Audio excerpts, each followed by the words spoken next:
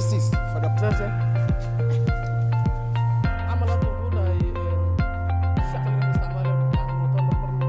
So please, you'll be seeing him.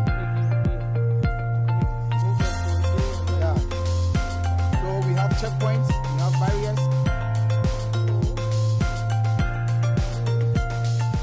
We need for them to be very equipped so that at the end of the day, after we have gone, they will be in the position, right, to do their policing professionally.